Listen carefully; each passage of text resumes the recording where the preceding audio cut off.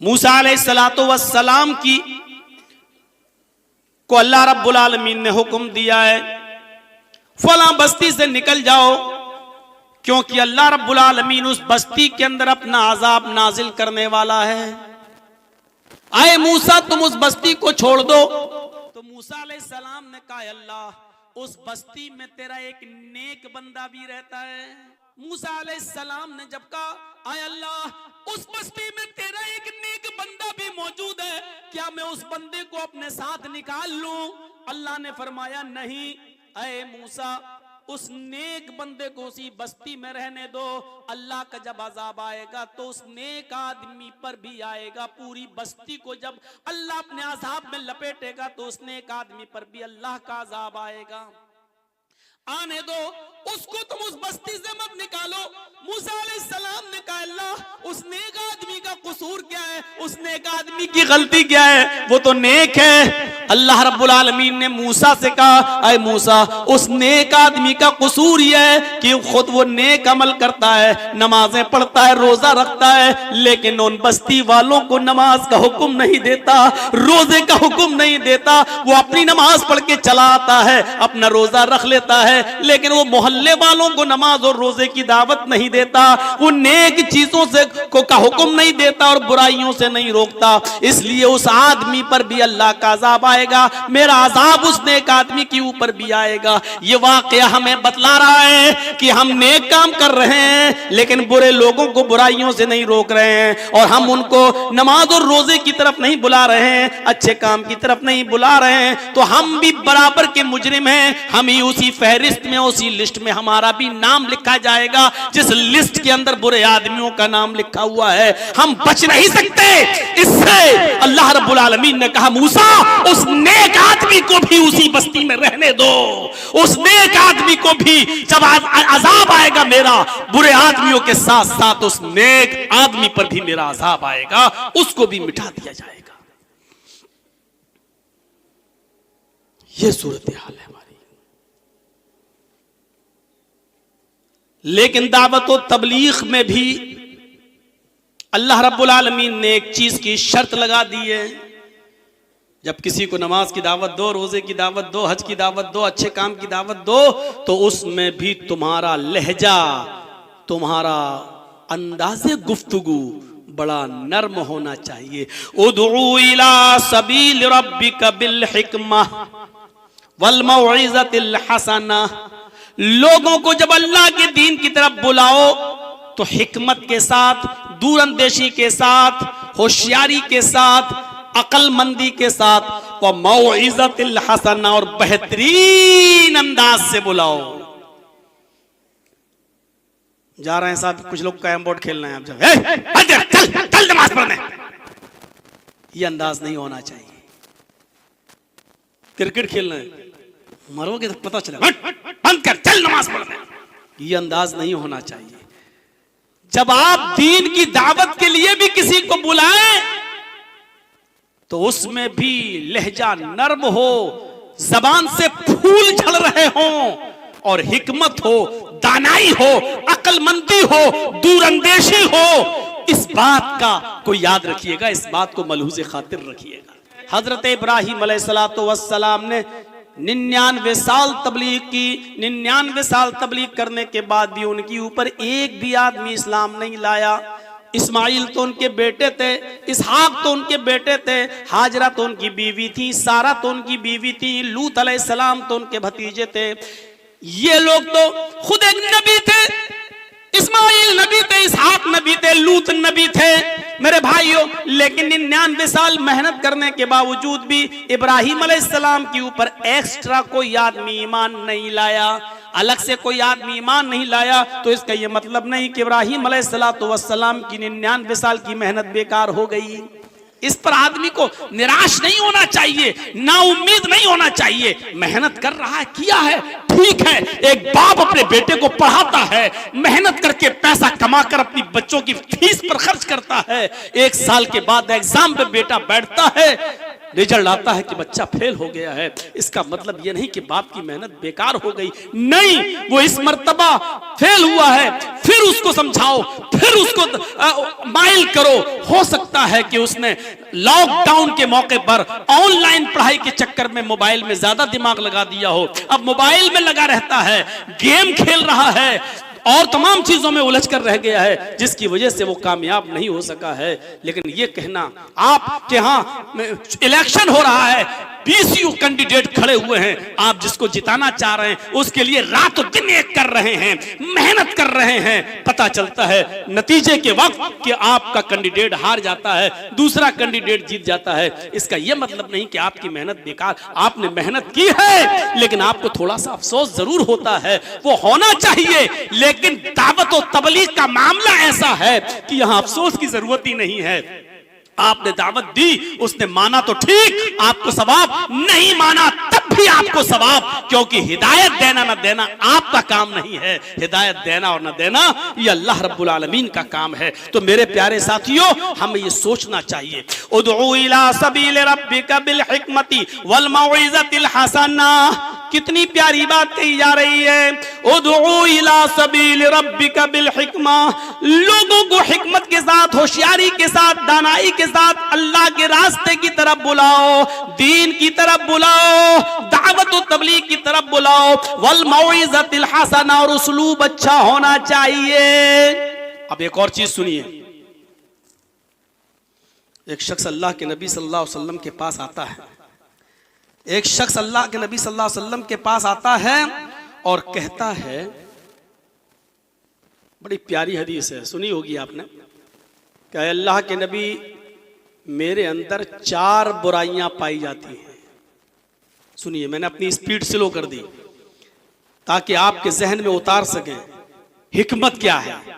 अय अल्लाह के नबी, मेरे अंदर 4 गुनाह पाए जाते हैं, 4 बुराइयां मेरे अंदर पाई जाती हैं, लेकिन चारों नहीं छोड़ सकता। मौलाना जर्जीस से आप कहिए, जर्जीस साहब, मैं शराब भी पीता हूं, स्मोक भी, हीरोइन भी यूज करता हूं,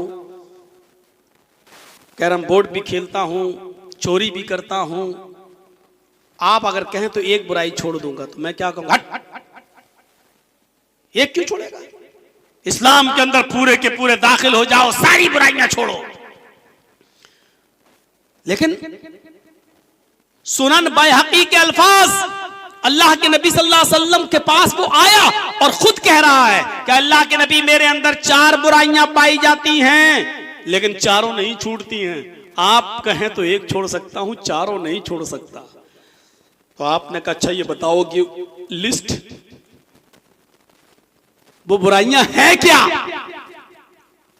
कहा, अल्लाह के रसूल, सबसे पहली बुराई तो ये है कि मैं शराब पीता हूं।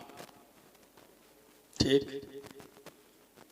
दूसरी बुराई ये है कि मैं शराब जब पी लेता हूं तो फिर मुझे ख्वाहिश होती है, तलब होती है, तो एक है मेरी गर्लफ्रेंड, दोस्त, जिसके साथ मेरे ताल्लुकात हैं, फिर मैं उसके साथ जिना भी करता हूं।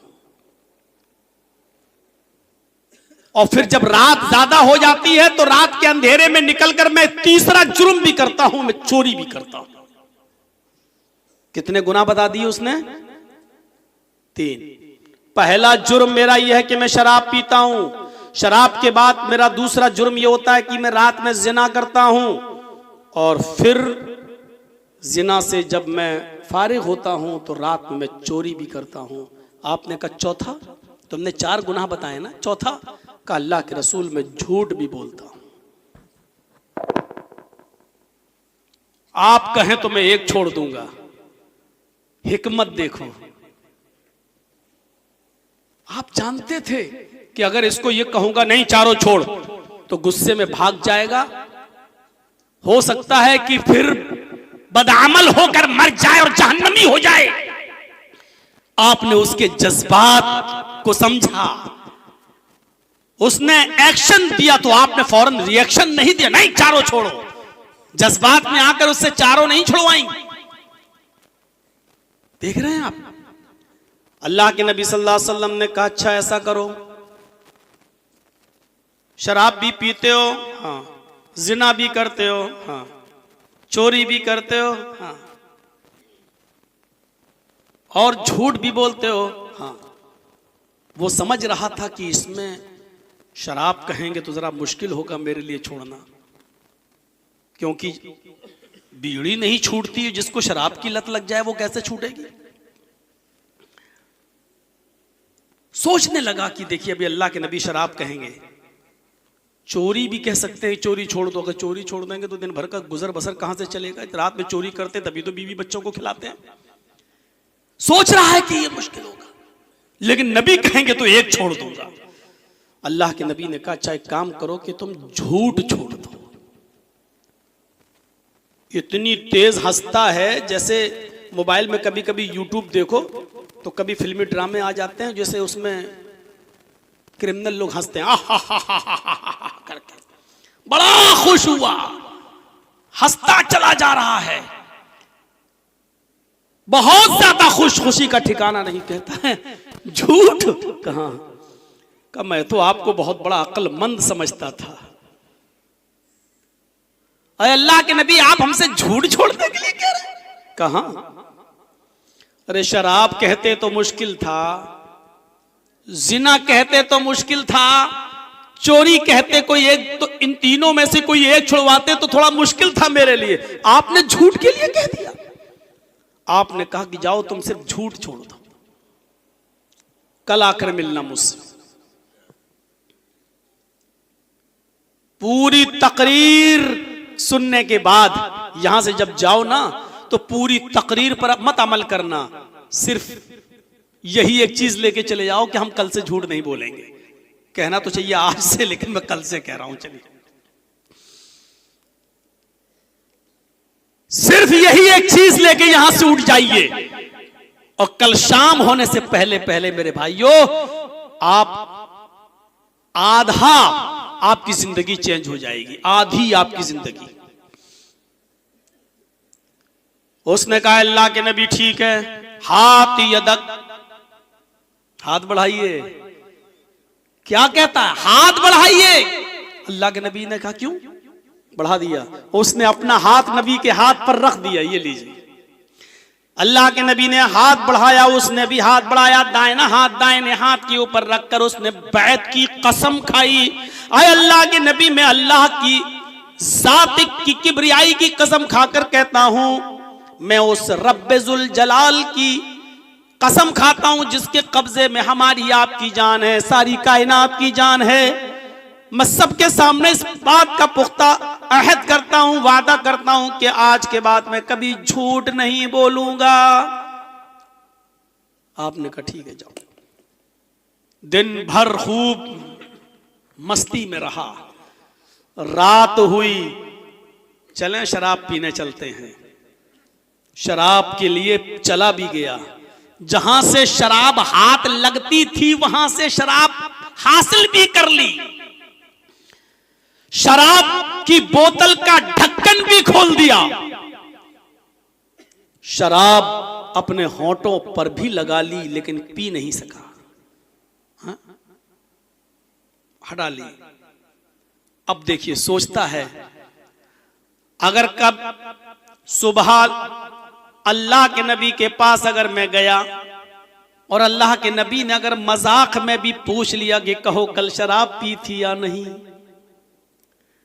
अगर मैंने इस बात का इकरार कर लिया कि हां शराब पी थी, तो अगर मुजरिम खुद अपने जुर्म को कबूल कर ले तो फिर किसी गवाह की जरूरत ही पेश नहीं होती।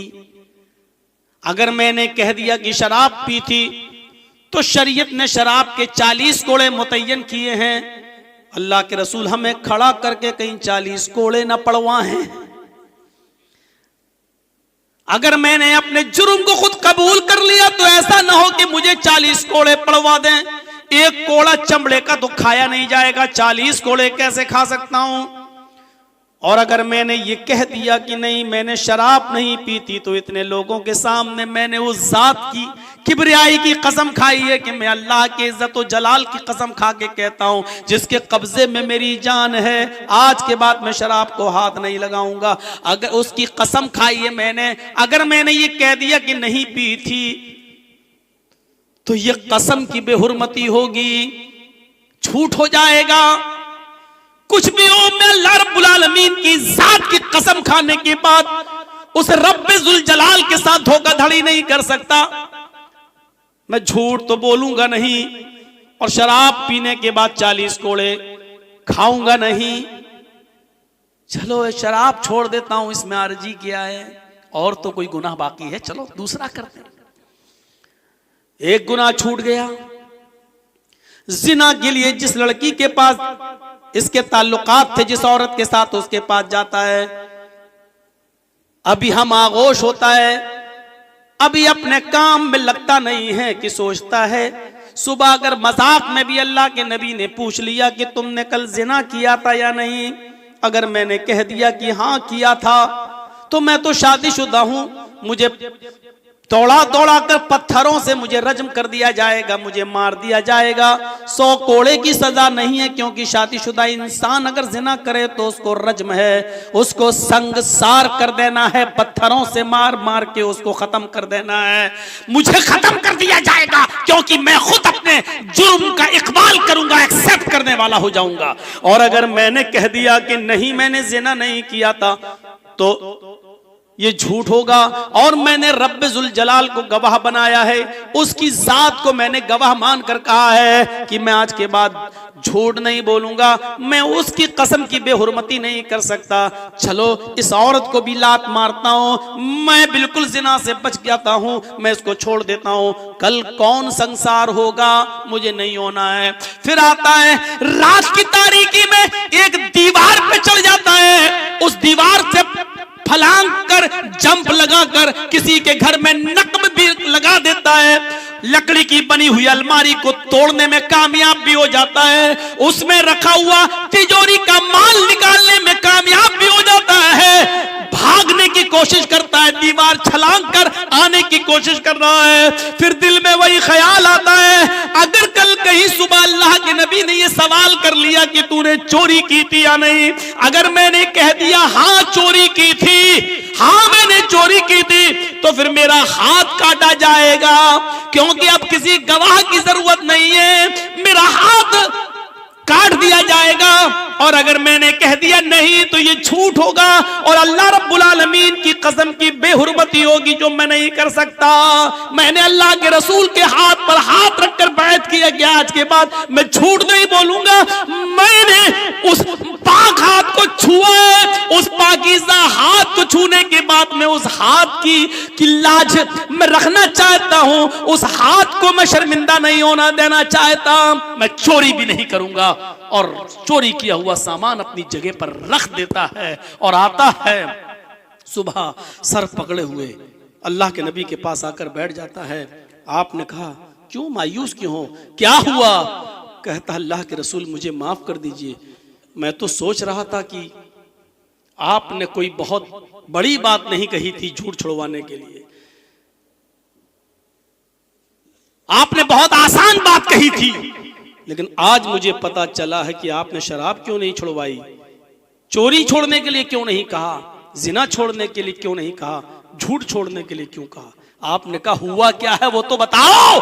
कहा अल्लाह के रसूल शराब की बोतल मेरे हाथ में थी, लेकिन यही एहसास था, छोड़ दिया। लड़की औरत मेरे बगल में थी, मैं तैयार था उसके साथ सब कुछ करने के लिए, लेकिन यही ख्याल आया, पूछ लिया तो संसार कर दिया जाऊंगा, झूठ बोल नहीं सकता था, छोड़ दिया। चोरी तो कर भी चुका था, बहुत तगड़ी चोरी किया था, कई महीने बैठ के हम हमारे बच्चे खाते, लेकिन चोरी हाथ कटने के एहसास ने मुझे छोड़ने पर मजबूर किया, सामान रख दिया। अरे अल्लाह के रसूल आपने तो एक गुनाह छुड़वाया था, मेरे तो चारों छूट गए। तबस्समा, अल्लाह के रसूल के चेहरे पर मुस्कुराहट आ गई और आपने फरमाया जानते हो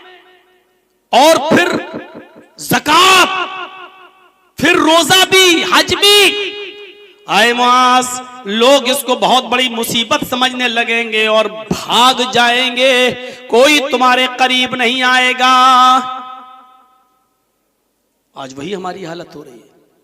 हमारे अमल आज ऐसे हैं कि लोग बजाय करीब आने के दूर हो रहे हैं। याद कीजिए उस वाक़े को कि जब मुहम्मदुर रसूलुल्लाह सल्लल्लाहु अलैहि वसल्लम को ओपनली खुलकर दावत देने का जब हुक्म दिया गया तो आप कोहे सफा पर चढ़ गए। एक पहाड़ी थी मक्के के अंदर जिसको सफा कहा जाता था। उस सफा की पहाड़ी पर अल्लाह के नबी सल्लल्लाहु अलैहि वसल्लम जब चढ़ गए तो आपने लोगों को आवाज दी। उस पहाड़ी पर चढ़कर कोई खास बात कही जाती थी। हर आदमी न तो उस पहाड़ी पे चढ़ता था और न हर बात उस पहाड़ी पर चढ़कर कही जाती थी। जैसे मस्जिद का एक मेंबर होता है, वो जुमे के दिन इस्तेमाल होता है और जुमे के खुतबे के लिए कोई खास मुकर्रिर और खतीब और आलिम उस पर खुतबा देता है। हर कोई उस मेंबर पर नहीं चढ़ सकता।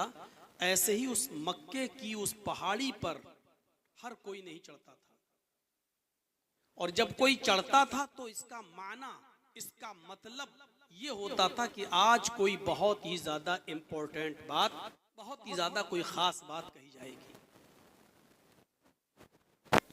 जब अल्लाह के नबी वहां चढ़ गए और आपने लोगों को इकट्ठा किया तो सब लोग जमा हो गए। जो बीमार था और बिस्तर पर लेटा हुआ था, जो जा नहीं सकता था, तो उसने भी अपने परिवार से, अपने घर से किसी न किसी को भेजा कि तुम जाओ और सुनो कि मोहम्मद क्या कह रहे हैं सल्लल्लाहु अलैहि वसल्लम। भीड़ लग गई थोड़ी देर में। तो अल्लाह के नबी सल्लल्लाहु अलैहि वसल्लम ने उस पहाड़ी पर चढ़कर जो बात कही थी वो गौर से सुनिएगा। उस वक्त मोहम्मदुर रसूलुल्लाह की एज जो थी, आपकी उम्र जो थी, वो 40 साल से कुछ ज्यादा, 40 साल 2 महीना, 40 साल 3 महीना, 40 साल,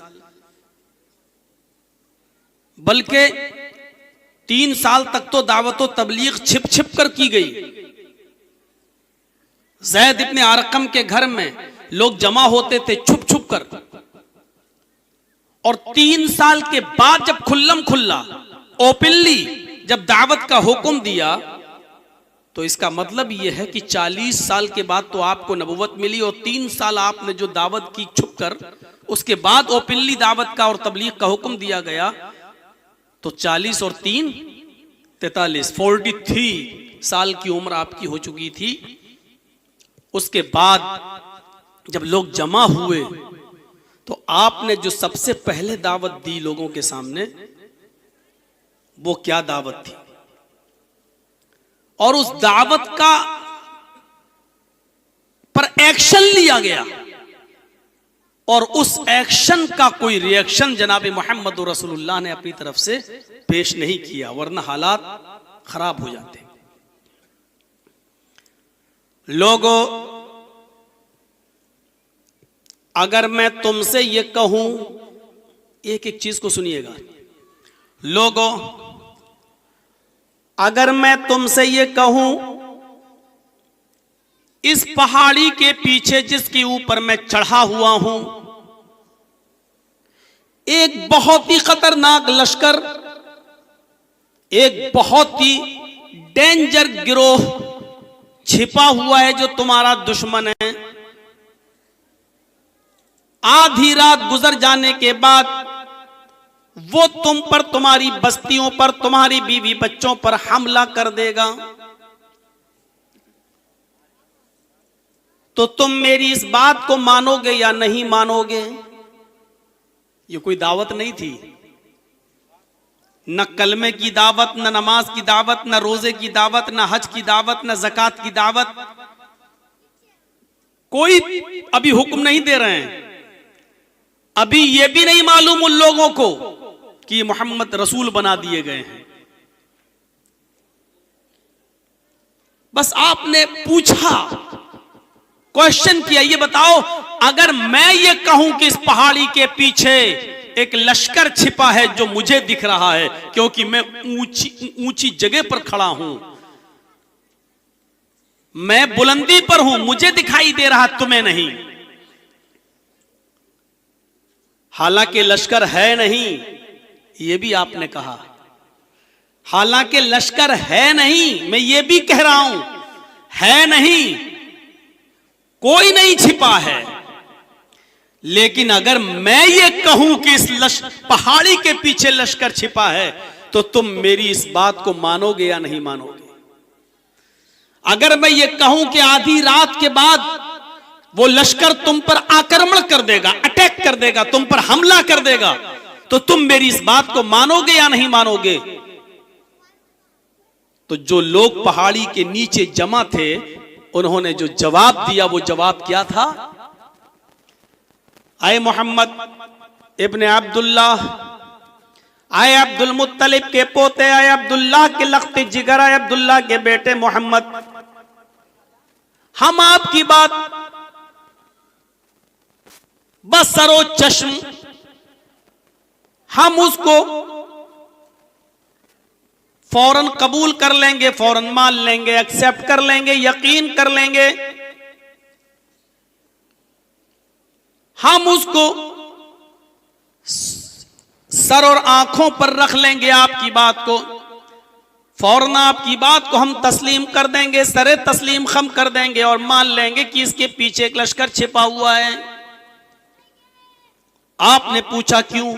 वाई, वजह क्या है?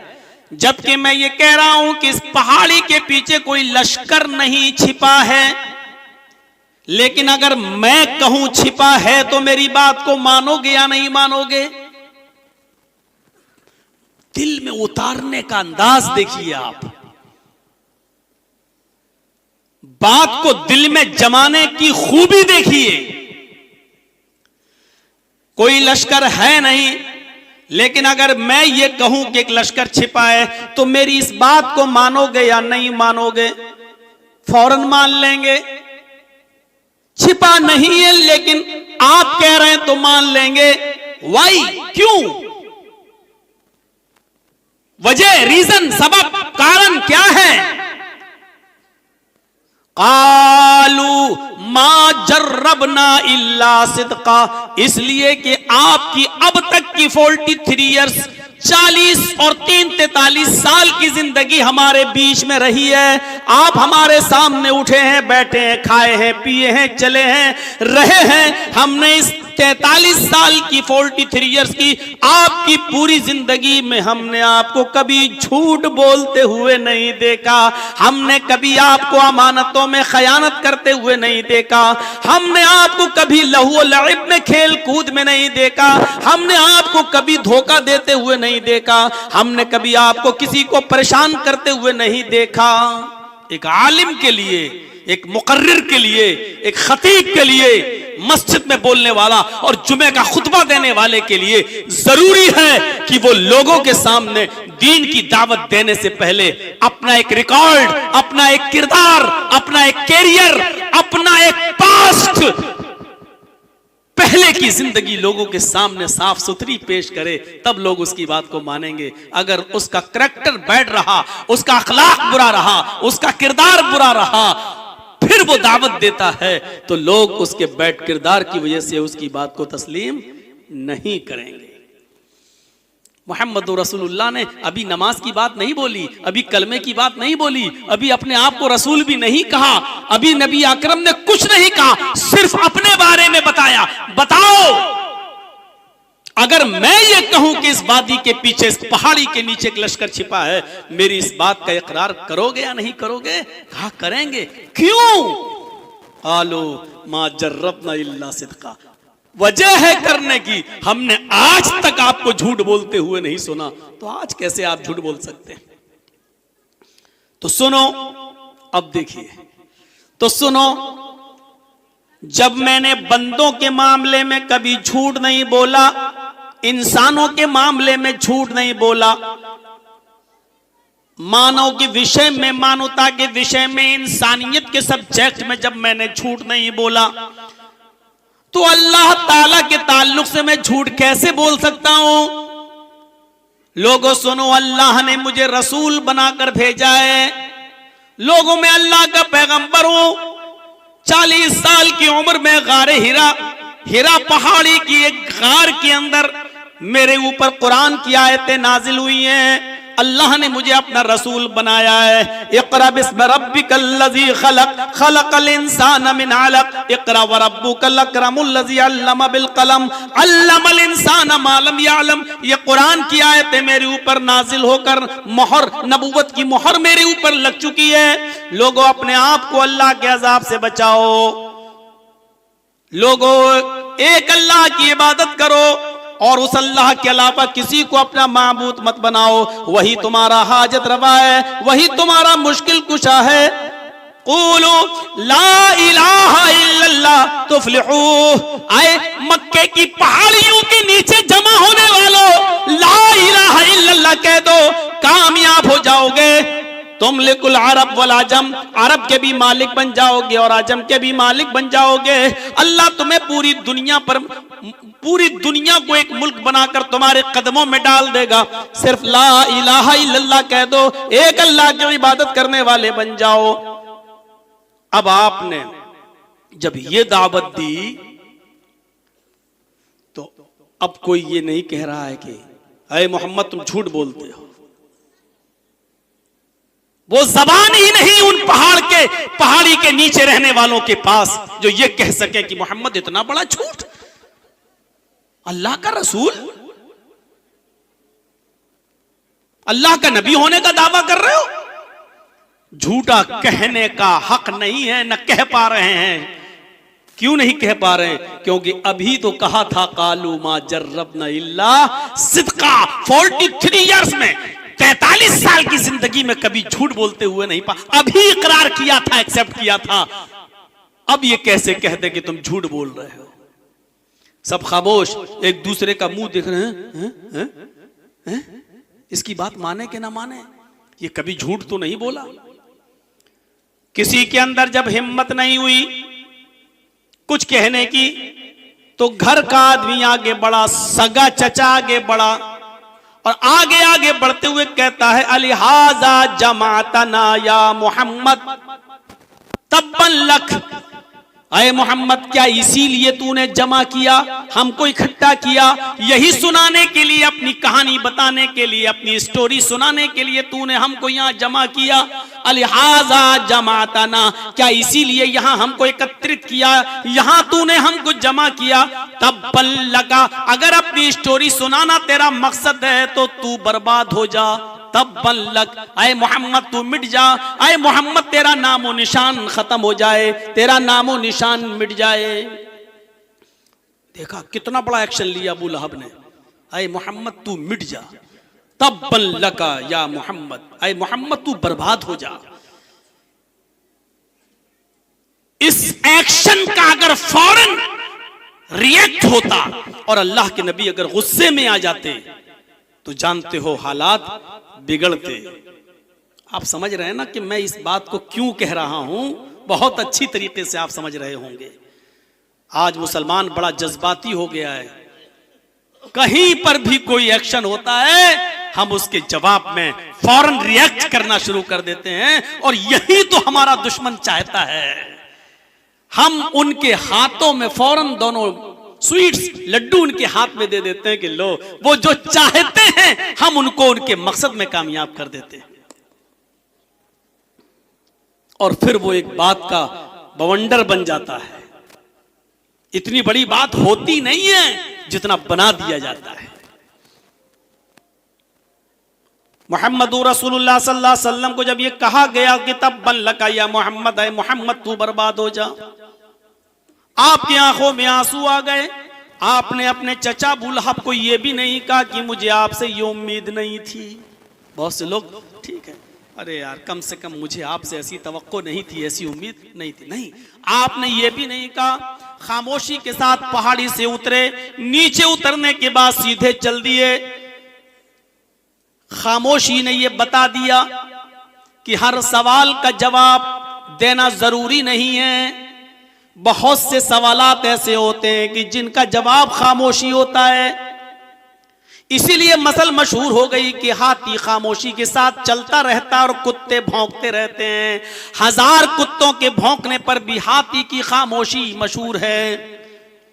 हाथी हर भौंकने वाले कुत्ते के आवाज पर अगर पीछे मुड़ मुड़कर देखने लगे तो फिर हाथी अपनी मंजिल मकसूद तक, अपनी मंजिल तक नहीं पहुंच पाएगा।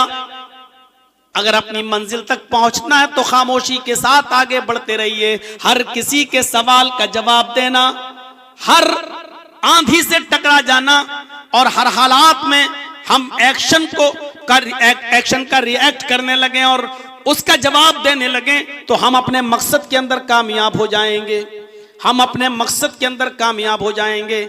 मेरे भाइयों, मुहम्मदुर रसूलुल्लाह सल्लल्लाहु अलैहि वसल्लम की ये जिंदगी हमें बतला रही है कि एक्शन का रिएक्शन नहीं, पहले सोचो समझो और उसके बाद गौर करो।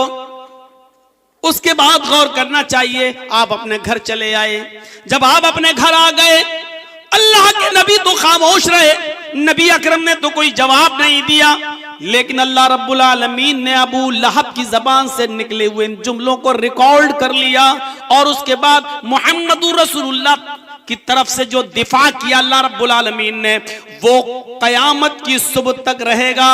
1400 साल पहले कुरान करीम के अंदर ये सूरत नाजिल हुई थी और आज भी पढ़ी जाती है और कयामत की सुबह तक अबू लहब के ऊपर बद्दुआ करती रहेगी। तब्बत यदा अबी लहब व तब मा अगना अन्हु मालुहु व मा कसब। मेरे नबी को कहता है कि बर्बाद हो जा। तब्बत यदा अबी लहब, आए अबू लहब तेरे दोनों हाथ हलाक हो जाएं, तेरे दोनों हाथ बर्बाद हो जाएं, व तब और तू भी मिट जा, तेरा नामो निशान भी मिट जाए। अल्लाह रब्बुल आलमीन ने उसका जवाब दिया।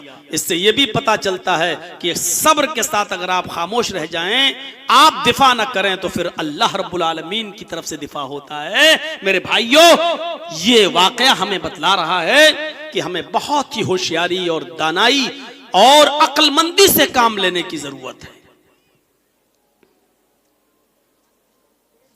उदउ इला सबील रब्बिका बिल हिकमा, ये दावत व तबलीग, लोगों को अच्छाई की तरफ बुलाना और बुराइयों से रोकना, ये ऐसे ही फर्ज है हर मुसलमान के ऊपर जैसे 5 वक्त की नमाज फर्ज है, जैसे रमजान के पूरे महीने के रोजे रखना फर्ज है। जानते हैं साहब क्या कर रहे हैं? Carrom board. देखिए यार, आप जो चीज खेल रहे हैं, शतरंज खेल रहे हैं, कैरम बोर्ड खेल रहे हैं, मालूम है अल्लाह के नबी सल्लल्लाहु अलैहि वसल्लम ने फरमाया कि जिसने शतरंज खेला या हर वो खेल जिसमें वक्त की बर्बादी हो और फायदा कुछ ना हो, और एक और मसला याद रखिएगा, हर वो खेल जिससे सर फूटने का डर हो और आंख फूटने का डर हो, इस्लाम की नजर में वो खेल हराम है। अब मत पूछिएगा मौलाना क्रिकेट जायज है कि ना जायज। पाबंदी मोल मत लीजिएगा, अपने ऊपर मुसीबत मोल मत लीजिएगा। अल्लाह के नबी के जमाने में क्रिकेट नहीं था, अब जर्जी साहब क्रिकेट की हदीस कहां से लाए? एक उसूल बता दिया शरीयत ने, हर वो खेल जिससे सर फटने और आंख फूटने का डर हो, शरीयत में वो खेल हराम है। अब आपका हिसाब आसान हो गई है, चलिए नमाज के लिए। अल्लाह रब्बुल आलमीन हमारी हर हरकत को देख रहा है। आप नमाज पढ़ेंगे, आपको सवाब दिया जाएगा। हमें एक दिन मरना, इस दुनिया को छोड़कर जाना है, हमेशा के लिए कोई इस दुनिया के अंदर नहीं आया है, हमेशा आ भी नहीं सकता। जानते हो ना, एक बार अकबर बादशाह अपने गाल पर हाथ रखकर ऐसे सोच रहा था। बीरबल ने पूछा, अकबर बादशाह सलामत, क्या सोच रहे हो इतनी गहराई के साथ, दिमाग में क्या है? हम आपके वजीर हैं, मशवरा हमसे लेते हो, बताओ क्या सोच रहे हो? कहा अकबर ने कहा, बीरबल मैं सोच रहा हूं कि काश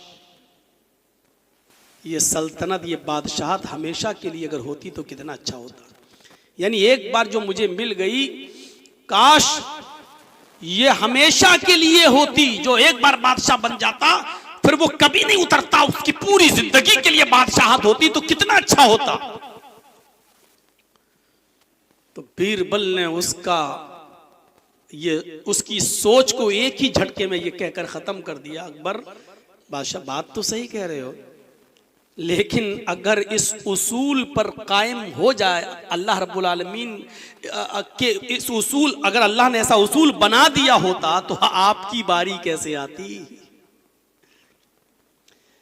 आपसे पहले वाला बादशाह भी तो यही सोचता कि हम जिंदगी भर रहें और कोई ना आए, तो आपकी बारी कैसे आती है? कैसे आती? भाई अल्लाह रब्बुल आलमीन ने ये उसूल इसीलिए तो बनाया था कि सबको मौका मिल जाए, तो आपको भी मिल गया। हाँ यार तुम सही कह रहे हो, अगर यही होता तो फिर हमारा नंबर कैसे आता? कभी कभी बेवकूफ लोगों को भी बादशाहत मिल गई, ये सोचते रहते थे। तो हमें हमेशा नहीं रहना। अगर इस अंदाज से आप समझाएंगे तो याद रखिएगा, इस अंदाज से आपने समझाया तो जरूर वो आपकी बात मानेगा, और नहीं मानेगा तो आपका कुछ नहीं बिगड़ेगा, आपका कुछ नहीं बिगड़ेगा। मेरे भाइयों, आपने अपनी मेहनत की है, नहीं अब आपका कुछ नहीं बिगड़ेगा, आपकी जिम्मेदारी खत्म हो जाती है। हम क्या लोगों को नमाज और रोजे की दावत और तबलीग करेंगे और लोगों को बुलाएंगे नमाज और रोजे की तरफ? जो कौम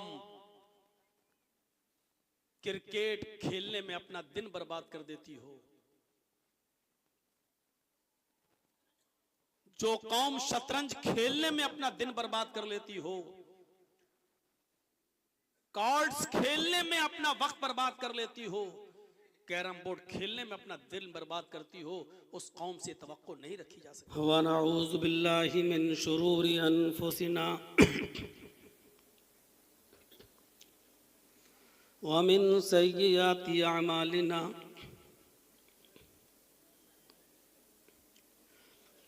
मन यहदिहिल्लाहु फला मुदिल्ल लहु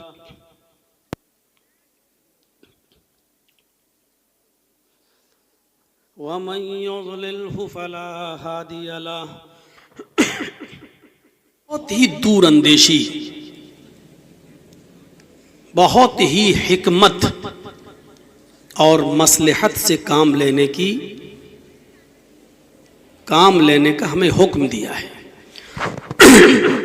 मैं अगर ये कहूं तो गलत नहीं होगा, हमें जज्बात में आकर कोई गलत कदम उठाने से रोका है। हम मामले को कब बिगाड़ देते हैं? जब हम तैश में आकर, गुस्से में आकर